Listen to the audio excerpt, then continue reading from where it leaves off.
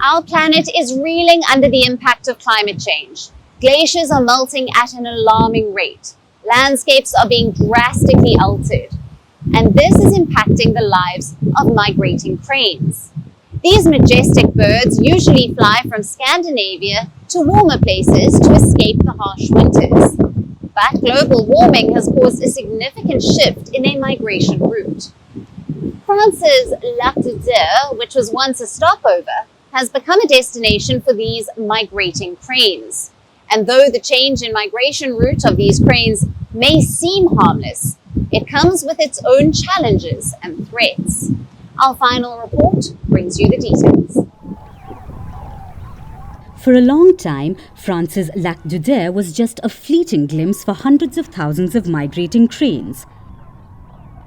It was a waypoint on their long journey south in search of sunshine and food during winters.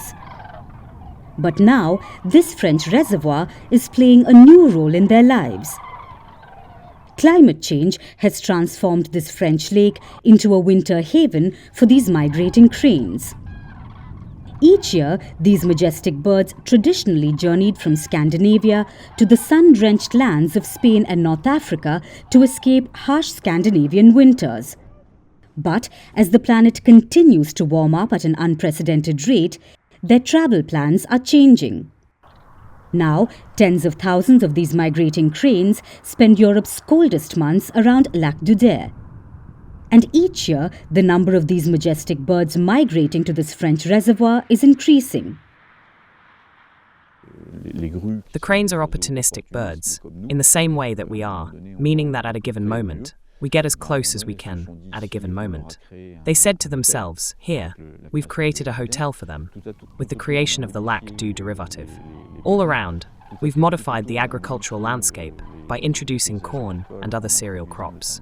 So we created a restaurant for them. So at some point, the cranes said to themselves, well, I don't need to travel another 1,000 or 2,000 kilometers, since it suits me fine here.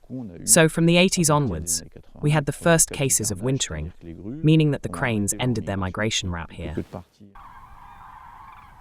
Lac de Dere was created in the 1970s to control flooding on the Seine River.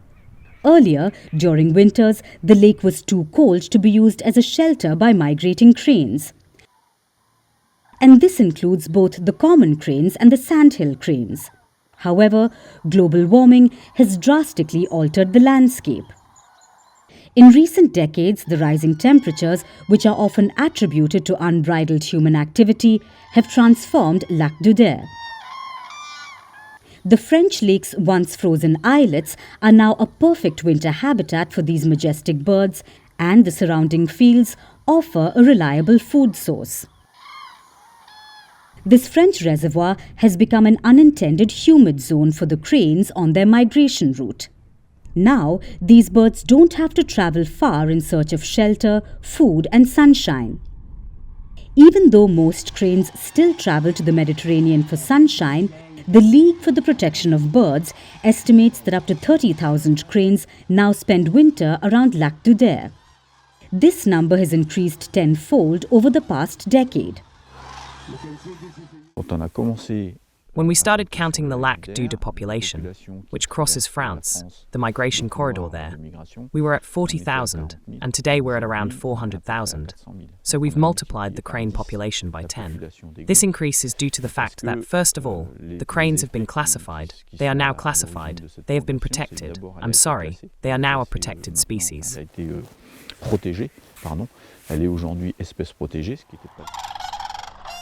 These majestic cranes have become a tourist attraction, drawing visitors from far and wide. But their growing numbers have also created challenges for the local people.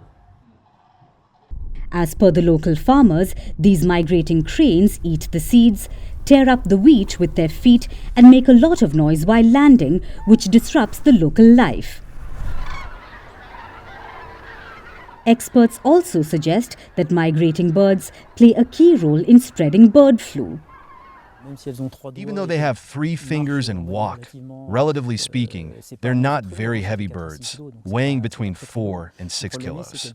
The problem is that they trample and then peck, so they'll damage the seedlings and inevitably remove some of the grain that's been put there by the farmer. So that's why we say that seedlings are impacted from time to time.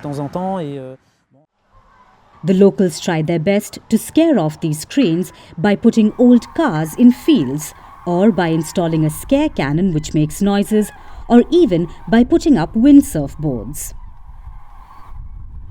However, the cranes soon get used to it, rendering all these tactics pointless. It's indeed a complex situation.